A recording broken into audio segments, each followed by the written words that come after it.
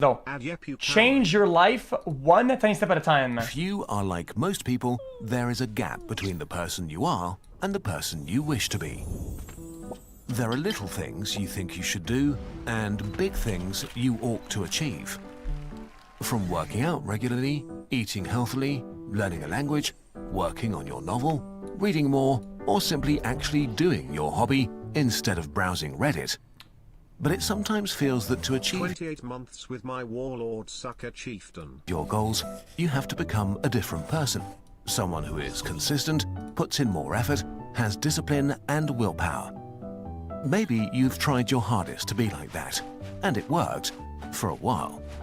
Until you find yourself slipping back into your old ways. In the end, you always seem to fail, and with every failed attempt, you become more and more frustrated and annoyed with yourself. If you believe success and hustle internet, it's all your own fault. If you don't succeed, you just didn't want it enough and the failure is all you. But change is actually hard, and as with most things in life, understanding why makes things... Guys, people find inspiration and motivation from anything and any reason, okay? What's what I always say to somebody, I always try to tell the chat, okay? If you find motivation in something, people try to say, that's cringe, that's funny, that's stupid. Don't let them be weird like that, okay? I'm not gonna be weird preach about motivation, but if you find motivation in anything, no matter what it is, you have to protect that. You have to try to shield that because that's very rare. And when you have it, don't lose it, because that's how you're gonna regress. These motherfuckers probably have nothing that motivates them and wish they had a glimpse of hope or a sun ray that makes them get out of bed. You have yours, man. Protect that, man. Things easier. Bum, bum, bum. The jungle.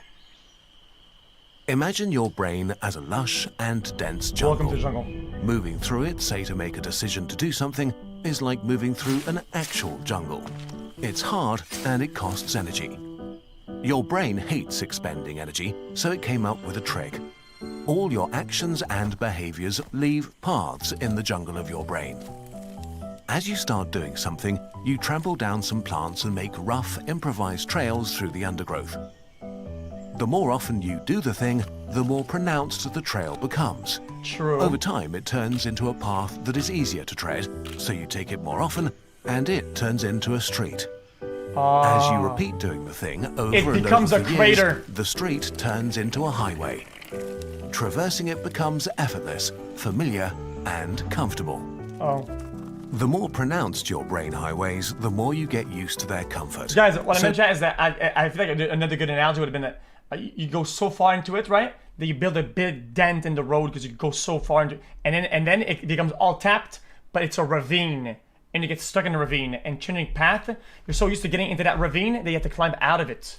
So we continue to use them, which means we tend to do what we've always done. This is why change is hard, especially as an adult when your jungle is crisscrossed by lots of established streets and highways. To understand how those highways are built, we need to distinguish between two things: routines and habits. I don't know the difference. The things you do, routines and habits. A routine is a sequence of actions that you carry out the same way every time because they've worked out well for you. For example, you get the same ingredients for your favorite dish and cook them in a certain order because you like the taste of the result. Or before going to bed, you set an alarm at 6:30 because this is when you want to get up. Imagine routines as being executed by a wise planner. It's slow and analytical, responsible for strategizing and mental calculations. The planner is aware of the future and carefully considers what kind of result you want. Based on that, it chooses actions to achieve specific outcomes, even if they are uncomfortable, like taking a shower after getting up. Routines can eventually turn into habits, which feel much easier because they're... Wait, I have to rewind. I got some weird fucking brain ant that's what's crawling in. The planner is aware of the future and mental. It's slow and analytical, responsible for strategizing and mental calculations. The planner is aware of the future and carefully considers what kind of result you want. Based on that, it chooses actions to achieve specific outcomes, even if they are uncomfortable, like taking a shower after getting up. Routines can eventually turn into habits, which feel much easier because they're basically a sequence of actions carried out without thinking about them. You've done them so often before that your brain considers them rewarding and a great response to a situation. So a habit can feel like you're on autopilot. You don't have to convince yourself to do something that's a habit, you just do it. True. The important thing about habits is that they are set in motion by triggers, context cues that can be single things or entire situations that give your brain the signal to start the behavior or action. You already have a lot of triggers in your life, like when you see your phone. You almost always unlock the screen. Or you reach for the seatbelt when you sit in a car. Or when you buy your coffee before work, you also get a cookie even though you aren't actually hungry. Habits are executed by an impulsive toddler. It responds to your immediate desires based on what's around you, without considering any longer-term goals. For the toddler, the future doesn't exist and it hates hard work. So when it notices a trigger, it steers you to take this easy road inside your brain that leads to a familiar, rewarding result. Yeah! I If fucking you love that get coffee, shit. The toddler... Yeah, I don't give a fuck. I don't give a fuck. I'd rather be a toddler than an old man. Okay? I protect my younger side because whenever I'm old, I will want to go back. Whenever we get older, we always want to go back. Dumb fuck. I don't care being a man-child. That I would rather be that than a fucking molding boomer. Dumbass. also Don't wants the cookie care. just Don't because care. that's what you do every morning. This rewarding feeling is also how most of your bad habits started. Chocolate is tasty, browsing Reddit is occasionally mildly entertaining. This is why you repeat these actions, even if they're bad for you. Rewarding feelings associated with an action demand to be repeated, and so a bad habit is born. While the toddler sounds like a built-in sabotage mechanism, it is as important as the wise planner, and actually they work together most of the time. You need your wise planner for thinking big thoughts and parallel parking and doing your taxes. But letting your wise planner do everything would cost too much energy. Outsourcing mundane and repetitive tasks to habits managed by the toddler allows your brain to easily manage your daily life while dealing with more complex mental challenges at the same time. So if we want to change and introduce a new behavior into our lives, we can actually use these energy-saving mechanisms to make it easier. How? We'll focus on small things, not big ones. Improving your life a little is so much better than aiming high and changing nothing. I've been preaching this for fucking years. I'm glad some videos backing me up on this shit. What do I always tell you, motherfuckers? When I always say, how do you eat a big rock? You don't eat the rock, you break into small pieces, bitch. And whenever you think it's impossible to feel good about achieving something, right? When you get a small rock down, yeah man, I did that. And then you want to do another. Especially can do because another. small changes can do a lot over months and years. How to build a habit. If you want to make change easier, the best way may not be to force it with willpower, but to convince your brain that it's not that big of a deal. By creating new routines and then turning them into habits. You want your wise planner to construct that first trail and then use your toddler to help initiate the action effortlessly. Let's say you want to work out to be fitter. Oh, A I very get common it. goal. I get it. The first thing to do is to break So you bait the child by creating a positive response of gratification through a new path, and you lead it to go to the gratification all the time, aimlessly. So then it's baited into going to a positive place. down this pretty vague goal into clear separate actions, because the idea is to make the action itself as easy a threshold as possible. So small it's manageable, and so specific that you don't have to think about it a lot.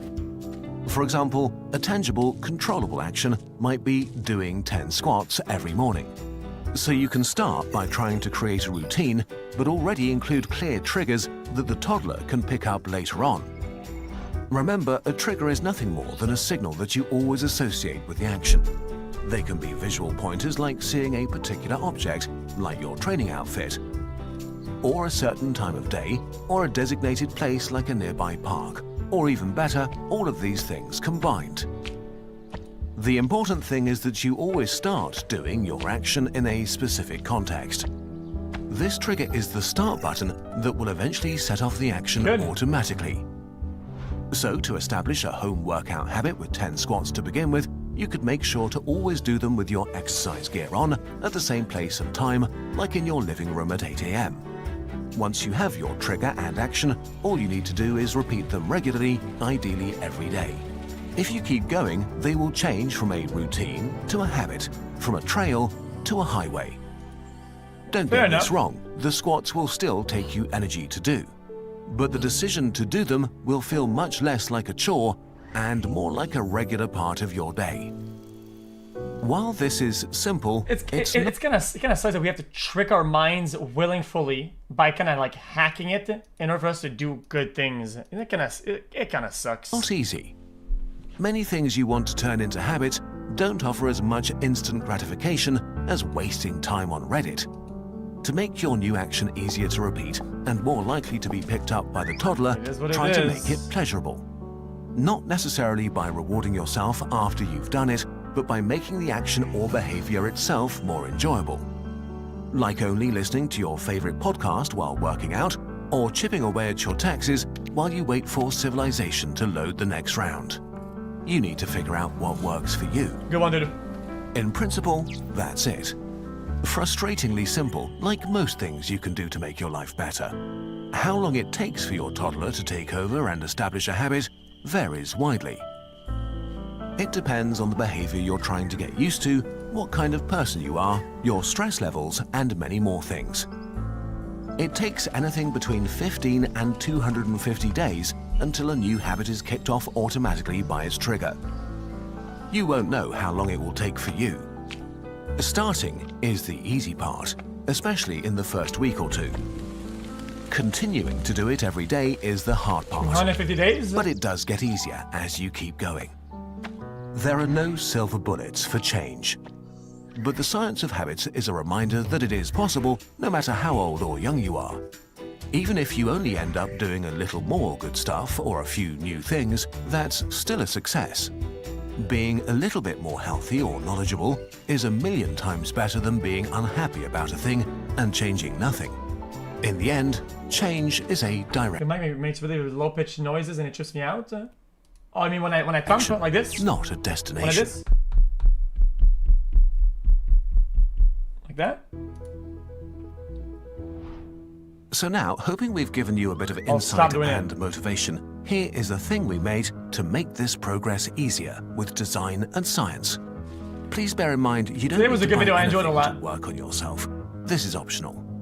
Having said that, we struggle with change as much as anyone else, so we've created our own habit journal, as much for ourselves as for you. Oh, it's a good video. I enjoyed that. Because I think this is their best video series. The ones that aren't like woke, but explain a concept that everybody understands or everybody has a grasp of, right? And deconstruct it, like loneliness, tested like it addictions, on ourselves, habits, and got feedback from the Kurzgesagt team and experts. The idea is for you to track your habit progress for your desired behavior. There's a tutorial part which guides you through the hardest part of the process step by step. It's not progressive. You'll get helpful pointers, reflect on your progress, and how you could make things easier for yourself. Once you get global warming is woke. Why are you being so triggered, you dumb fuck? Dude, I said the videos about the fundamentals, like the things that we do or think about, not the informationalist, man. Through the fuck is you talk? What is wrong with this guy, man? Why are you angles of those, man? Woven with examples, science breaks, and reflections that we hope will help keep the journey interesting. I meant the processing of intrusive thoughts, dumbass. Having better intrusive thoughts and with you having more altruistic value. Like our gratitude journal, it's cloth bound with an embossed hardcover. No, sorry, intrinsic. Fuck, what the fuck? Printed on high quality paper. I meant intrinsic value. To the touch and with lots of beautiful illustrations, this book is a companion on your personal change journey, however small or big it may be. Getting cool. things from our shop is the best way to support Kurzgesagt and what we try to do here on the channel. Thank you for watching. I enjoyed that. That was good.